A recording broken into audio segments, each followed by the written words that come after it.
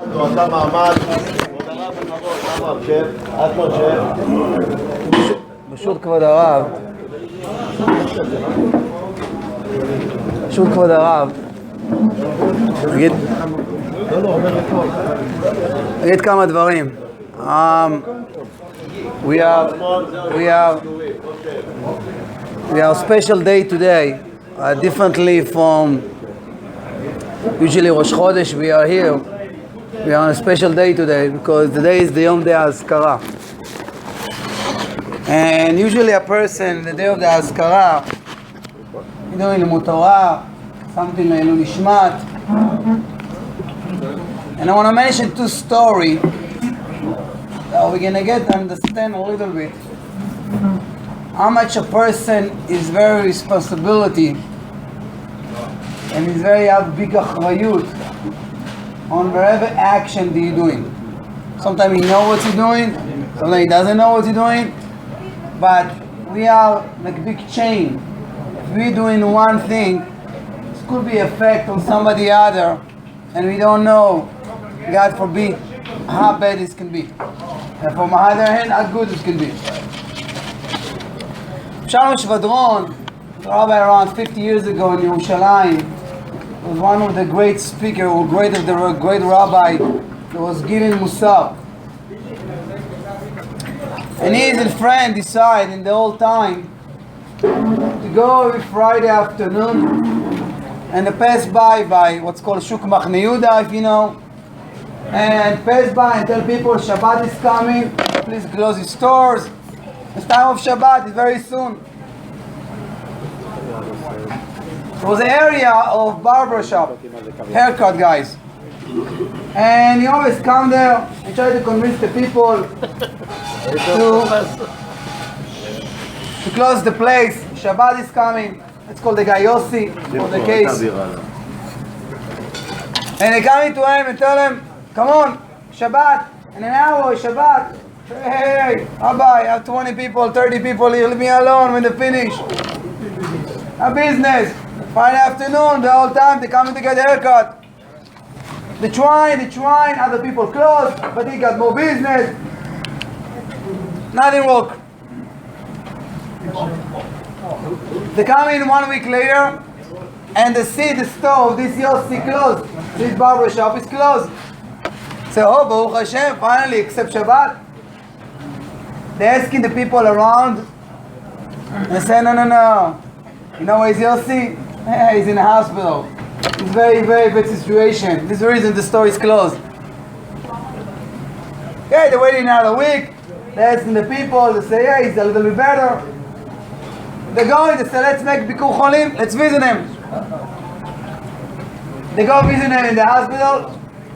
They also see these two rabbis, Rabbi Shvadron and his friend, say, well, he come to scream on me, what's he come to do to me? Say, no, we come to pray for you. Mitzvat Bikur Cholim. Say, look at me, I'm very sick, the doctor doesn't give me a chance, and wherever. They told him, listen, we're going to pray for you. Tell us your mother's name, we're going to say Yossi Ben, we're going to pray for you.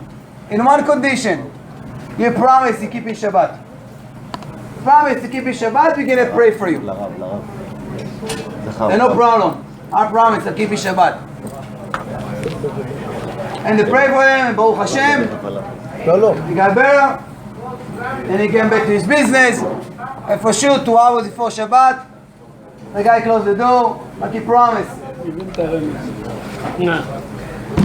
Couple months passed, and the rabbi passed again to Shuk Machne Yehuda on Friday afternoon, and it's 1 hour before Shabbat, and our friend Yossi, his barbershop full of people. Fact! Asking on the door, Yossi, what's happened? 1 hour Shabbat, you promised, you usually close 2 hours before Shabbat. Say, you rabbi? I won't say it in front of the rabbi, but you rabbi? You just blah blah blah, you not saying the truth, you that. You not. Tell me, Yossi, what's happened? I tell you what's happened. I'm going to Bet Knesset twice a year. tzaddik. Twice a year I'm going to Beit Knesset. Yom Kippur and my Askara of my father. Going to Beit Knesset, and I see in the Beit Knesset, I see one rabbi, big long beard, in the middle of the prayer, in the middle of Tfilat Shmona Esrei, he take out from his pocket dollars, and he start counting the dollars, and he's talking with his friend, in the middle of the shul, in the middle of Shmona Esrei, middle of Chazarat HaShatz. I came to him and tell him, shh, shh, it's good. Says, no problem. Say, if this rabbi like that, this is what he's doing, no, so long beard, so wet, all the rabbi sketch.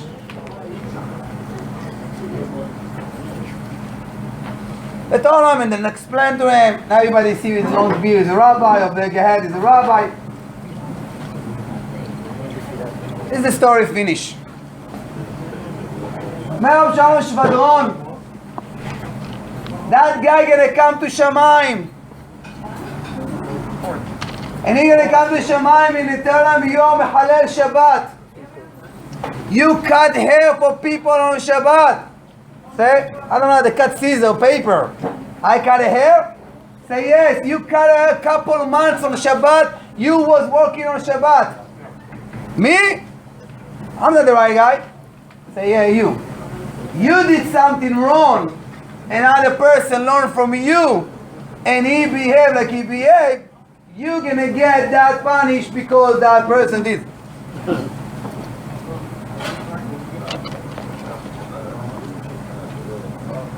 I just heard a story a couple of minutes ago. Before I came here, I was in different class and I prepared for the class. In the meantime, when I waiting for the guys, I opened one book and I read a story.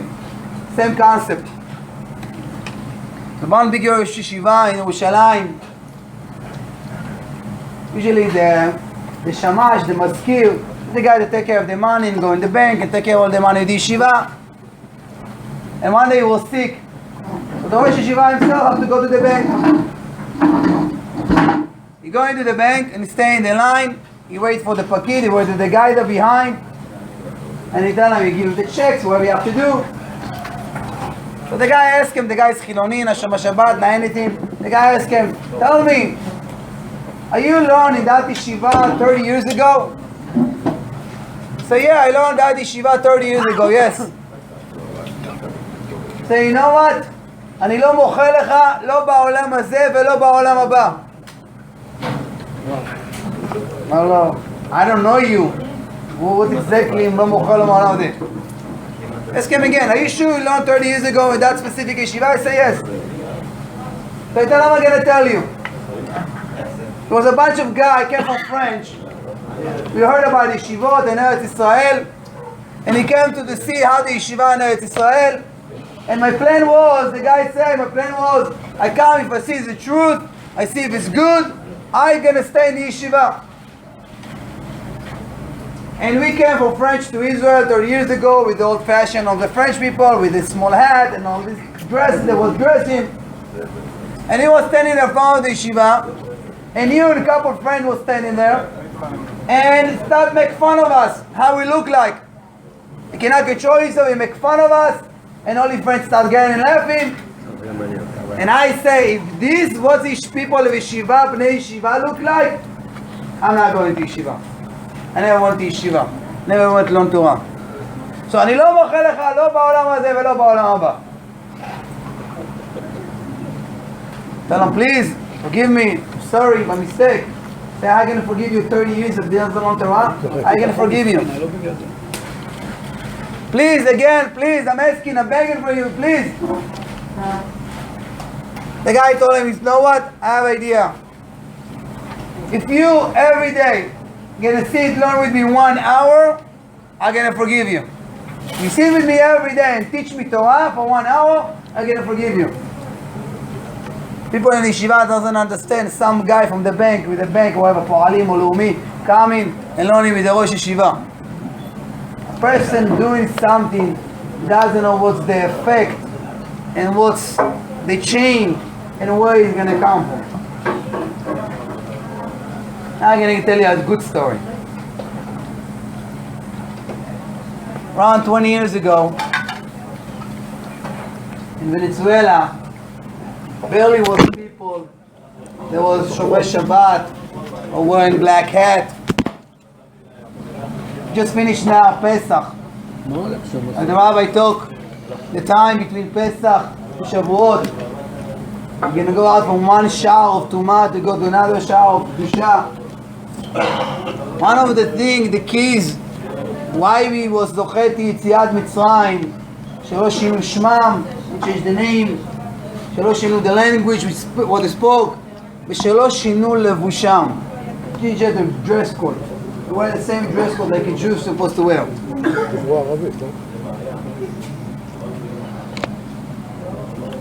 There was one בחור ישיבה in Venezuela, and he decided, even he's the only one barely there, he's gonna wear his black hat, his black suit, white shirt. This is the way, protect himself, this is the way you're gonna go.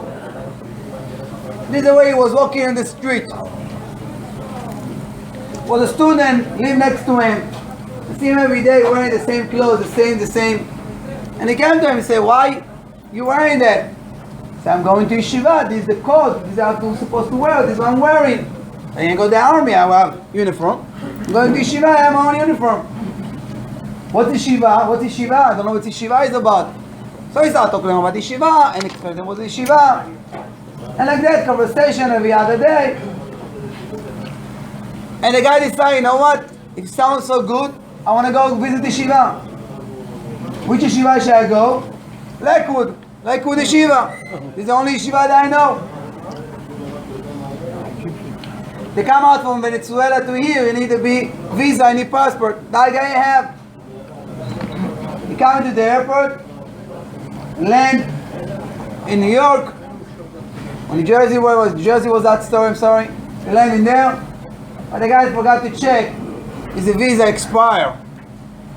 You know what's happened to you if you come with expired visa to inside the United States? Oh, how much trouble he getting? So I get in trouble. It took him to the side door, you know, all this stuff. If you're Israeli, you know what I'm talking about. He saw people probably. I don't know what to do. No, all the Abid there start looking at them and afraid what they can do, what they did, they do anything. So one of the policemen that talked to him asked him, where are you planning to go? So I'm planning to go to yeshiva. Which yeshiva are you planning to go? Planning to go to Lakewood.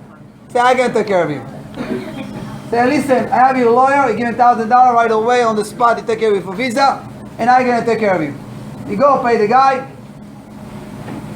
The policeman by himself drive him to the train to go directly to Lakewood Yeshiva. The guy in the way asked him, why are you doing me this favor? What's happened? Why are you doing it to me? I don't know you. I'm from Venezuela. You're from here. So listen, I'll tell you a story. Many years ago happened to me. איך אומרים עלילת שווא באנגלית? Yeah, false accusation. He said, I don't know, my wife, they make some alila, some false on her, and they make something on her, and they put her in jail. And I didn't have money to take it out. And I'm walking outside in the street, and I'm very sad, I'm very mad, I don't know what's going on, what's happened, what they're going to do now, my wife in jail. And I pass by, Hasidish guy see me. And he see me with bad face, he come to me and ask me, he's policeman, he's bad face, usually policeman smile, right? He see him bad face, and he see me, say, what's happened, sir, can I help you? Say, no, leave me. What's happened, can I help you? Say, listen, I need money for bail, it's called bail, to take my wife from jail. Say, how much you need? Say, I need $2,000. The guy take from his pocket $2,000 and they give him. Say, where are you? I know you. Give me your address, give me your name, I'm going to give you back. Say, I don't need to give me back. So what am I going to give you back? Thank you very much, I don't know you. He say, if ever time happened to you, when you're going to see a Jew that want to go to yeshiva, you take care of them to send them to yeshiva. So many years I'm waiting for that Jew, they're going to send him to yeshiva, and you're the one that came now and sent you to yeshiva. When a person doing something good, you don't know what's the effect is on. You don't know. Sitting here in אזכרה, sitting לומדים תורה לעינוי נשמה. That is neshama going up and up because everybody מתחזק you. But we all a big chain of Am Yisrael. We all connect one to each other.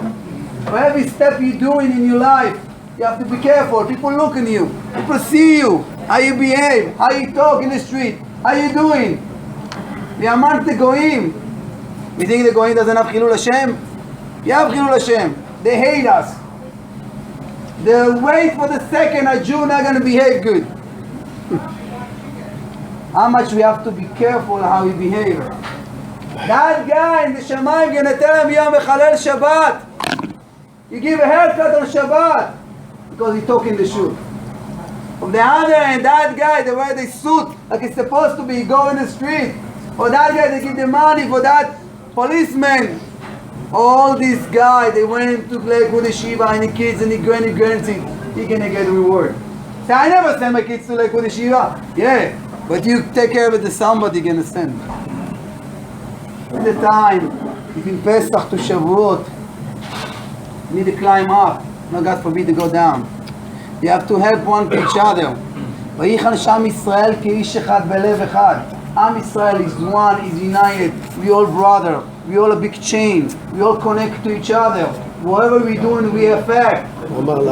Like the famous story, the famous mashal, the Gemara bring in the Midrash. The guy driving in the boat, and he have his room downstairs, and he started making a hole inside. And ask him, what's going on? What you doing? Say, I paid for this room. It's my room. I can do whatever I want. Tell him, no, we all in the same boat. Every mitzvah you're doing, we affect on everybody. Every God forbid you're doing the opposite, we affect for everybody. So you want the blessing, you want the beracha, you want a geula, you want a redemption, you want לצאת כבר מהעבדות לחירות אמיתית, אין לך בן חורין אלא שעוסק בתורה. To be careful with mitzvot. דרך ארץ קדמה לתורה, like the rabbi always teach us and give us the classes about מסכת אבות, דרך ארץ קדמה לתורה. You behave, I step, everything you're doing, you have to be careful, you have to look like people see you, people around you. בעזרת השם, גנפי איש לרעהו חזק. בעזרת השם, הדברים האלה לעילוי נשמה של בן, לעילוי נשמות שעם מתי ישראל, רפואה שלמה של כולם, ברכה, הצלחה, פרנסה, גאולה שלמה במהרה בימינו, אמן. חזק וברוך.